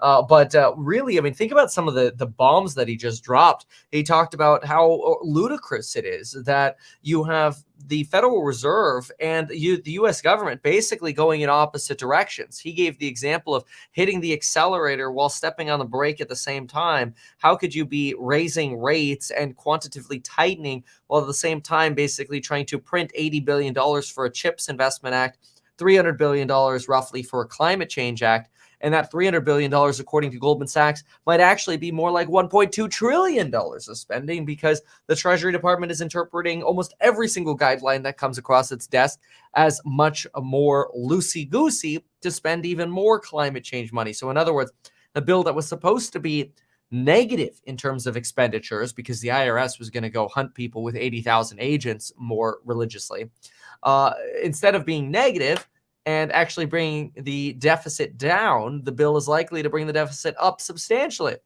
We'll see. But he makes this interesting argument about how really private funds are making up a lot of the lending that larger banks aren't right now. He does believe that tighter lending is going to lead to some form of dangerous cash and some better opportunities coming forward. So he is bearish on what's going to happen because of the Federal Reserve. He's not bearish on inflation. In fact, if anything, he sounded damn near bullish on inflation. He suggests inflation was mostly done in because of supply chain issues, that those are 95% done. Now, what you should be paying more attention to is what the Federal Reserve is doing. And if they're over tightening, as they continue to do in the opinions of many, including himself, well, then it's going to be very difficult for commercial real estate to refinance when it comes time to when their loans mature, And you're going to set up for more of a crisis. In addition to that, you're delaying investment into America. Newer construction projects are going to get paused. You're making the situation worse again, which is kind of the running joke that every time the Federal Reserve does something, they just make the situation worse. So they go into COVID. What do? They create inflation. Then not only do they create inflation, but they say it's going to be transitory, which then it proves not to be for a very long time. So while they're still printing money, while inflation is at 6%, they're just making the problem worse, which led to the disaster we've been experiencing over the last year. But now that's led to so much of a disaster that you've got bank failures, and potentially you're going to have a hit to commercial real estate portfolios. So in other words, now the Fed is going too far in the opposite direction. And this is why, in his opinion, we're potentially facing a, quote, horror show coming, specifically for regional banks, but also for the rest of the market. In his words, quote, "You ain't seen nothing yet." This is also somewhat similar to what you have Jamie Dimon saying in his letter to investors. Jamie Dimon, in his letter to investors, just broke down and suggested that the repercussions of the banking crisis have yet to be felt and will continue to be felt here in the near future, likely over the next year to year and a half. So slightly bearish, but also bullish on inflation. So I suppose the hope for a long-term investor here is simple. It's if inflation comes down, as even the bears are expecting, great. But can we get through this disaster without breaking even more stuff? That's the goal. In my opinion, we need inflation to convincingly come down so the Fed can start cutting rates. And as Barry mentioned, as soon as rates start getting cut, then you're really putting a floor under some of the banking crisis, because you're actually, by lowering rates, you're increasing the availability of credit again and increasing the value of bond portfolios. Pretty incredible, especially since he mentions the $220 billion of dry powder sitting on the side for real estate. A lot of that is expected to be, or similar amounts of money are expected to be sitting in dry powder for the stock market as well.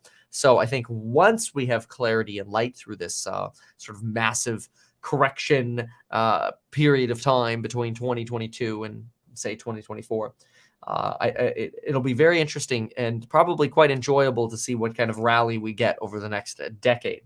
We shall see.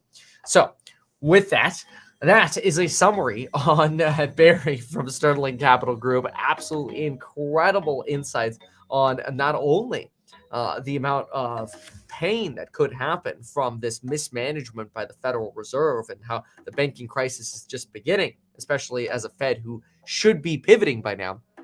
But also some commentary on real estate. So really, really cool. Super exciting. Very creative and insightful guy.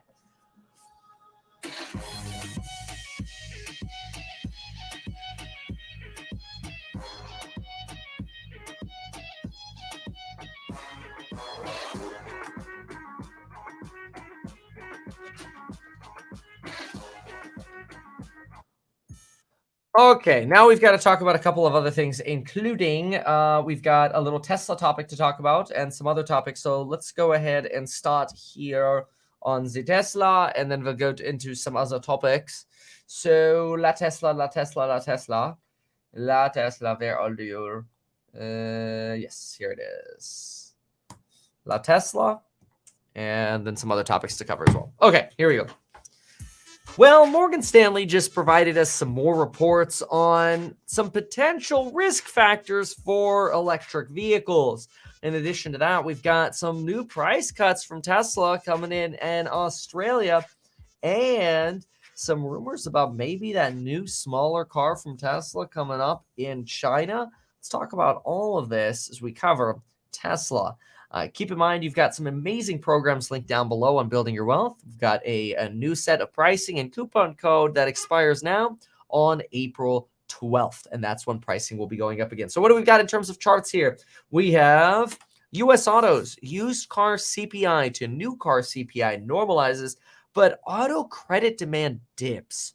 So we're getting a normalization between the difference between used cars and new cars, which is good because that's a sign that used cars are finally becoming enough in supply to where those prices have stabilized, which is fantastic, or at least getting to stabilization. However, more of sort of a red flag going forward for the auto industry is this right here. This chart on the right suggests the senior loan officer survey is indicating a potential demand downtrend of 40% for automotive credit in the first quarter. That's a pretty substantial decline, and it's starting to trend into that direction that we last saw during the COVID pandemic, there Q1, Q2 of 2020. 40% credit demand decline. Now, it's unclear how much of that credit demand decline is for more expensive vehicles versus inexpensive vehicles, but it's definitely an inflection point that we haven't seen yet over the past few years here, or before the pandemic. In addition to that, there is a battery research team at Morgan Stanley, and they're pointing out that, quote, our battery research team points out that domestic EV battery inventory continued to climb in February. Other major links in the EV value chain are dealing with considerable inventory levels as well. And our China team believes that destocking has a long way to go. In other words, inventory is rising and not selling as many batteries as we thought. In my opinion, more availability for batteries is actually a boon for companies like Enphase, Generac, SolarEdge, and even Tesla, companies that would love more battery availability, especially to deliver more power walls. Remember, Tesla did just recently start allowing the sales of power walls directly without actually buying a complete solar system. See, if you hop over to Tesla.com, you can see solar panels now separated from the power wall, and you can actually order and purchase a power wall without a solar system now. That's a pretty unique change here, and potentially a sign that, yeah, maybe this sort of glut of batteries we're starting to see is true. Our U.S. auto team believes that in a globally connected auto industry, the intense price competition in the Chinese EV market could impact non-Chinese markets as well, as excesses throughout the battery supply chain could drive competitive actions. Our autos team is prepared for more electric vehicle price cuts in Europe and the United States. In other words, as the inventories go up for batteries, input costs could go down for electric vehicles, and we could see more electric vehicles see more price cuts and more pain to the electric vehicle space. Now, some obviously argue that, Tesla will be insulated, but Tesla, of course, did just hit another round of price cuts. That's not necessarily a bad thing, given that Tesla has such industry-leading margins. But consider this, Tesla just reduced the price of a Model 3 by $3,400 in Australia. And it looks like the regular edition was down about 5%, and the long-range variant was down about 4%. This is at the same time as you're getting more excitement for potentially manufacturing overseas. Indonesia now lowering its value-added tax on basically BEVs all the way down to 1% from 11%. Now, that's a big deal because you're basically saying, hey, look, let's manufacture more electric vehicles. Forget China. Come and do it in Indonesia. And this is a fight that you're going to see continue evolving around Asia to build out more supply chains. It's actually a great thing, I think, for manufacturing because it'll continue to help costs come down. The question is, will prices come down faster than costs actually come down, which means Tesla ends up potentially taking it in the margin along with other companies who might also be struggling. Consider, for example, General Motors. They revealed that in Q1, they sold 20,670 electric vehicles, 19,700 Bolts, and a total of 2 Hummer EVs, in addition to 968 Lyrics. So at the same time as all of this is happening, we did hear that Giga Berlin is expected to get to a 4th shift, potentially increasing production to as high as 10,000 units per week. That would ramp Tesla around to that 500,000 unit per year level in Giga Berlin. Of course, the expectation is that Giga Berlin could support as many as 1 million units, or closer to 20,000 units per year, per week on 20,000 basis, about a million per year. At the same time as you have China fighting this sort of glut of battery inventory, you have this idea of inflation basically stabilizing in China, potentially leading more firms to suggest, hey, we're seeing less demand overseas, and that's making us nervous and is actually anchoring inflation pretty low in China. And that's because of foreign demand for Chinese products seems to be falling. Now, keep in mind, China manufactures everything from Barbie dolls to solar panels to advanced smartphones and cars.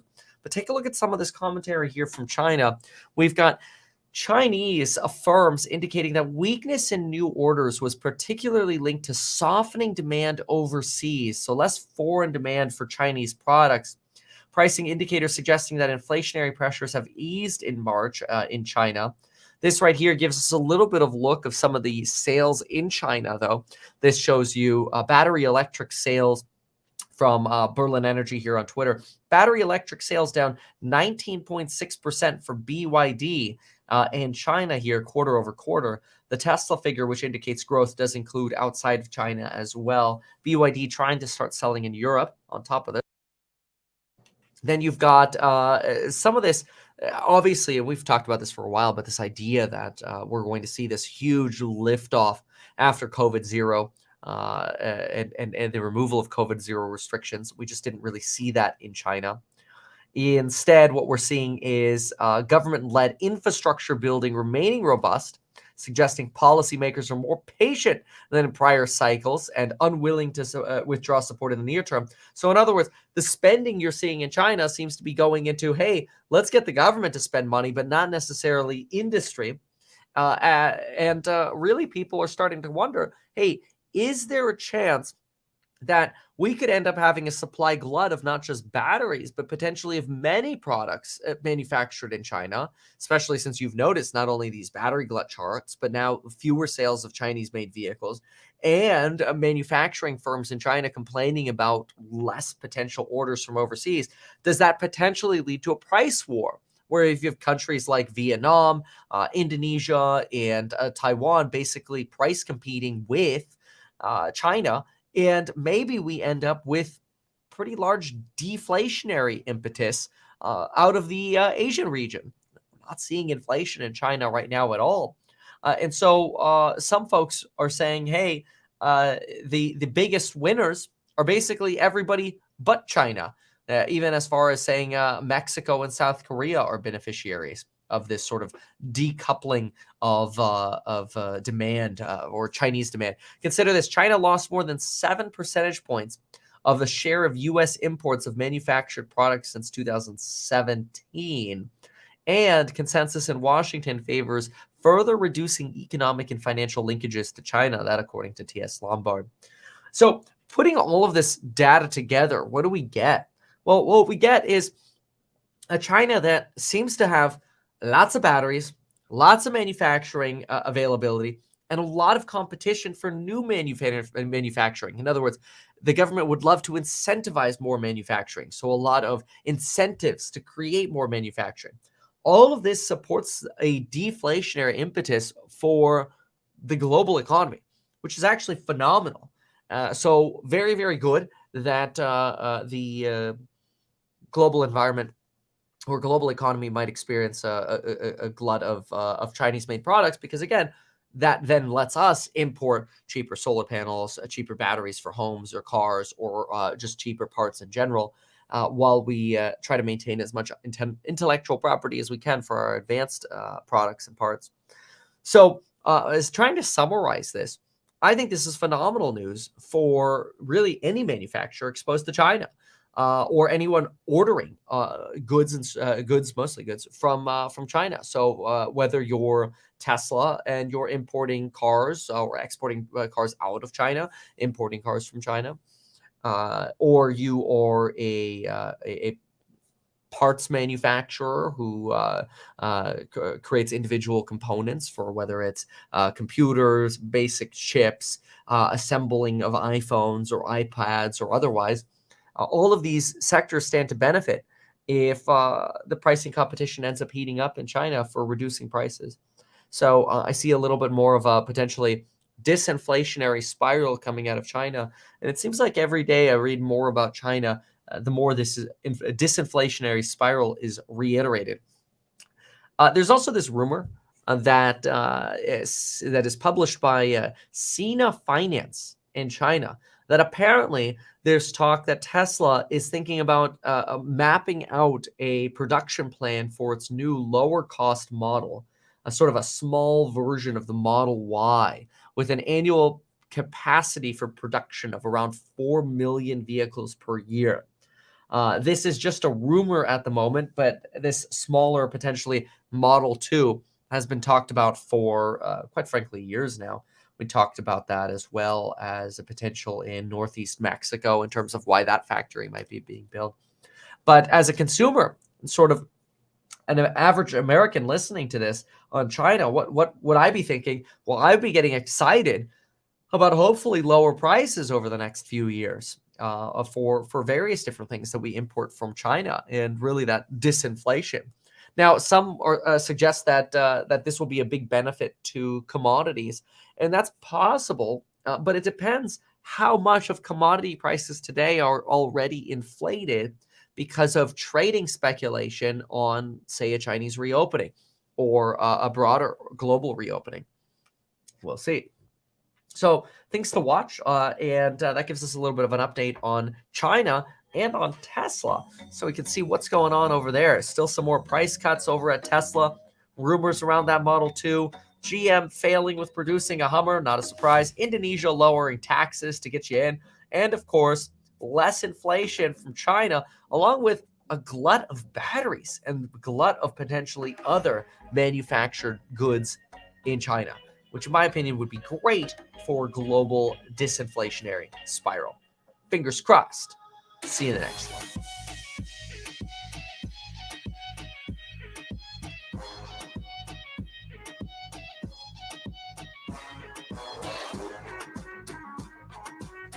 All righty. Let's listen in to CNBC for a moment.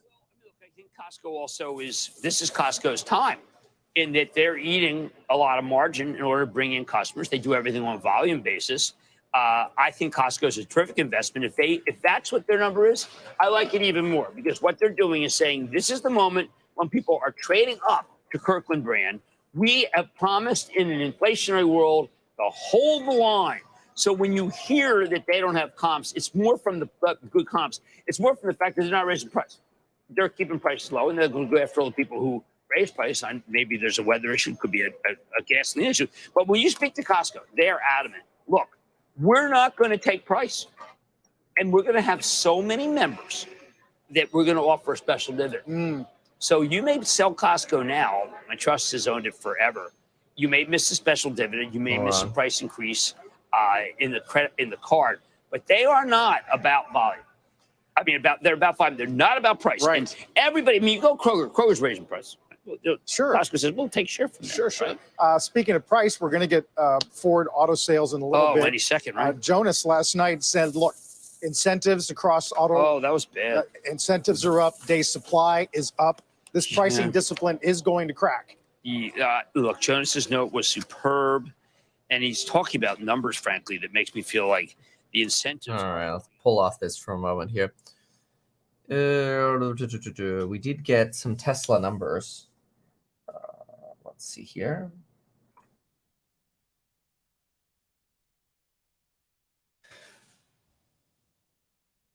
Something else to know about Chinese sales, though, and how Tesla is winning. Apparently, Tesla reported a 35% increase in sales in China for the month. And it kind of shows you how, even though there's a glut of supply suggesting weaker demand, and BYD sales are declining, and this disinflationary impetus from China, Tesla's still winning. Sales up 35%. The Chinese Passenger Car Association today reported that Tesla sold 88,869 units of Chinese-made electric vehicles, a 35% increase from a year ago. This is also up 19.4% from the 74,402 vehicles delivered in February. BYD in total sold 206,000 electric vehicles. However, those also include plug-in hybrids. So we've got a nice little boost there on Tesla China sales, really giving Tesla the opportunity likely to take advantage of lower costs while still selling more Teslas. All right, next up, we must talk about the Donald. All right, let's do a quick Donald update.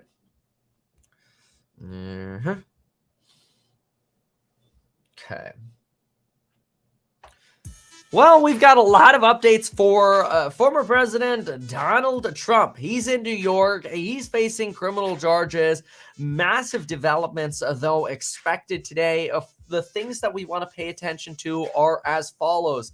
Number one, will Donald Trump be facing the imposition of a gag order on himself and others involved in the case? Donald Trump's attorney, for example, very frequently visiting shows like Tucker Carlson or other shows where they basically talk about how crazy these complaints are against Donald Trump and how voter interest in Donald Trump is actually spiking because of these illegal battles, specifically amongst Republican women who are starting to like Donald Trump more, apparently, according to polls. Well, we'll go through the pollster in just a moment, after these illegal battles. So things we're going to look at today. Number one, Donald Trump's indictment is set for 2:15 p.m. He is expected to plead not guilty. Then we are expected to see, will Donald Trump have a gag order placed against himself or his attorneys or other executives? Then we are expecting to see, what will Donald Trump be charged with? Yesterday we heard from Yahoo that there were potentially 34 counts of falsifying document fraud felonies, Class E felonies in the state of New York, to be filed against Donald Trump. So we'll hear about that. The judge presiding over the case will be Judge Juan Merkin. This is somebody who's served on the New York Supreme Court since 2009, previously worked as Assistant Attorney General in Nassau County and Suffolk County as a judge in the Bronx Family Law Court. This individual is by some considered to be even-tempered, is what everybody calls him. And he's previously presided over Donald Trump's criminal tax fraud case against the the Trump Organization. This person is going to be presiding over Donald Trump's criminal case in New York.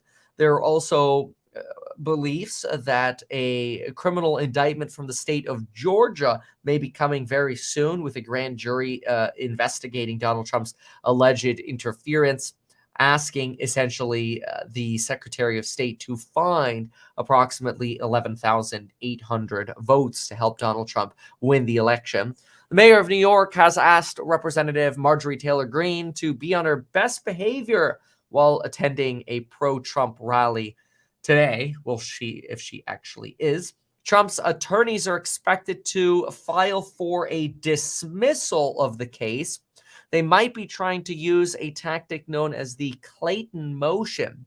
The Clayton motion is basically asking the court to dismiss a case, quote, in the interests of justice. It is usually a type of pre-trial motion, and it's a way of basically saying, hey, look, the circumstances outside of this case make it unfair to proceed with prosecution. A judge then has to decide, would this case undermine public confidence in the criminal justice system? Clayton motions are very rarely used because usually when there are allegations of a crime, the public's interest is actually seeing the court system play out and let the evidence be presented and find out what happens and what the facts may be. However, a Clayton motion would basically ask the judge to consider throwing out the case in the interests of preserving public interest and public belief in the criminal justice system. Now, at the same time, you also have Dominion Voting Systems, which has sued Fox News for defamation over their coverage of the alleged election fraud during 2020. And there are arguments made now by Bloomberg Intelligence that give estimates suggesting Fox may have to pay up to $500 million to settle the Dominion lawsuit before a jury rules on the actual case. That Bloomberg estimate ranges anywhere from $375 to $500 million in damages expected for being paid by Fox towards Dominion for those 2020 election fraud claims, which obviously Donald Trump frequently discussed. Now, I do think it's interesting to listen to this pollster for a moment here. Listen to what he says about how this case is affecting public perception of Donald Trump. PR for Trump is like oxygen to a fire. So they may have given him the kiss of life. And we're seeing this in polling numbers conducted by my dear colleagues, Robert Cahaly and Matt Towery, where there's been a de facto and de jure surge in Republican respondents who now sympathize with Trump in wake of this indictment. 50% feel more strongly attracted to Trump and sympathetic to him than they did before. And what's even more striking, and I looked at those numbers as one of Reagan's former pollsters, Tucker, they're bona fide. The numbers of respondents are high. It's a legitimate, those are two legitimate polls. Frankly, what stunned me the most about it were Republican women who are rallying around Trump as we speak. So the Democrats better be careful. They may get something if they really want it bad enough. And I fear for them that there could be some sort of backlash in the making here. If they silence the Republican Party's leading presidential candidate, I think it's not good for the country, I would say. Craig, thank you not good at all. You're welcome, Tucker, and thank you for having me back. So really an interesting claim here that people who have been paying attention to the allegations against Donald Trump, 50% of them feel more strongly attracted to Trump, and Republican women now allegedly rallying around Trump. Now, we don't know the actual survey data here. We don't know if this is cherry picking by Tucker Carlson to bring somebody on who's going to say something impactful like everybody's loving Trump now. That's kind of what we would expect them to say. But either way you slice it, Donald Trump is the face of the media today, and it does seem like he's getting a whole lot more attention and likely donations than before this potential criminal indictment was announced against him. And therefore, it doesn't make it too terribly surprising that Donald Trump actually himself revealed that this indictment was coming, that he would be arrested. Now, keep in mind, Donald Trump today is not expected to be in handcuffs. Not only is he not expected to be in handcuffs, but we believe that Donald Trump will even skip the mugshot process. We're not sure, but it sounds like his 215 appointment will be anything but a normal style indictment where there is a full booking process. It sounds like there will be some form of an abridged booking process.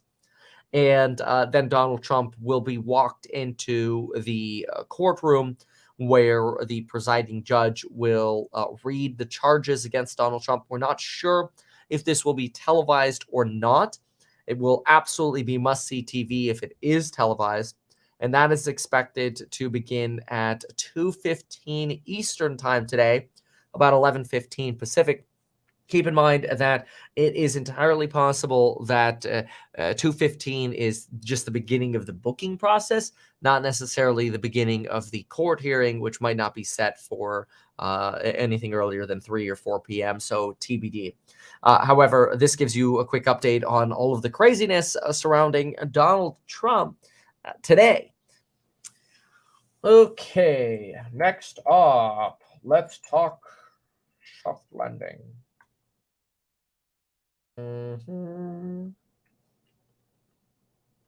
All right. 1 second. Let's get this up. Next piece. Next piece is on.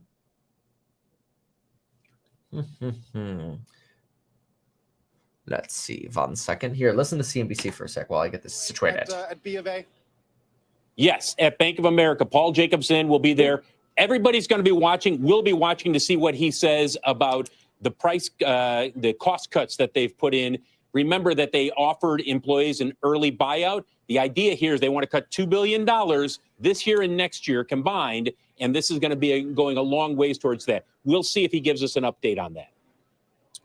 Phil, thanks. Talking a bit. Phil LeBeau this morning. You fantastic. Still to come this morning. We'll get Kramer's Mad Dash countdown to the opening bell. All right. Well, we got to compare the Bears to the Bulls once again. In this video, we're going to cover JP Morgan and Morgan Stanley and how they compare to a surprising bull, as well as some other comments that we've received this morning. For example, CEO of JP Morgan and Chase suggesting the banking crisis is really just beginning. And Barry Sternlicht of Sternlicht Capital Group suggesting you haven't seen anything yet in terms of what's to come with the banking crisis and credit tightening. Some say that Jamie Dimon and Barry Sternlicht's arguments are just simply messages to the Federal Reserve to slow down with their hiking. After all, the Bank of Australia did actually lead nations in pausing this morning. And the European Central Bank is making the argument that inflation expectations are surprisingly stable, something the Bank of Australia actually used as evidence for their rate pause cycle. The European Central Bank suggesting now that for a second month in a row, Euro area inflation expectations fell, dropping to 4.6% for the next 12 months from 4.9% in January and 2.4% for 3 years ahead, down from 2.5% in January. These expectations leading to thoughts that, hey, maybe it would be fair for the Federal Reserve to turn around and pause. The problem, though, is in the meantime, JP Morgan and Morgan Stanley are not very happy. JP Morgan suggests that oil's rally of about 20% absolutely puts upward pressure on inflation data. They suggest that any decline in yields is absolutely not a sign that the Fed is about to pivot, and instead it's a sign that the recession probability has increased. And JP Morgan expects a reversal in risk sentiment and the market to retest last year's lows over the coming months. Yes, that's literally what JP Morgan wrote. We expect a reversal in risk sentiment and the market retesting last year's lows across the coming months. That's not great. Last week's survey by JP Morgan indicated that 37% of individuals at JP Morgan plan to increase their equity exposure. 76% plan to increase their bond duration portfolio in the near term. This is a sign that you've got a relatively bearish equity positioning still. This is similar to Bank of America suggesting it's been 20 years it's been 20 years since we've had this low of equity allocation to markets. Cash positions at 3-year highs, and Goldman Sachs wondering where are the bulls when 85% of our customers are either bearish or neutral on adding funds to the market in this environment.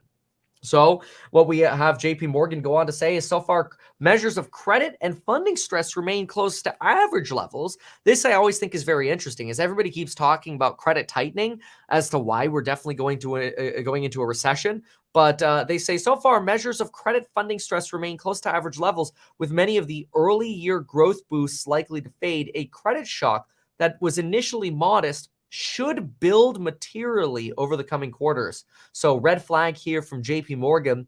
They believe that stocks are set to weaken for the remainder of the entire year. Morgan Stanley gives some insight into this as well. Morgan Stanley suggests, will large caps continue to hold up the S&P 500? And Morgan Stanley thinks no. Morgan Stanley is of the mindset that investors believe that the Fed's recent intervention into the banking crisis is a form of quantitative easing, but they are sorely mistaken.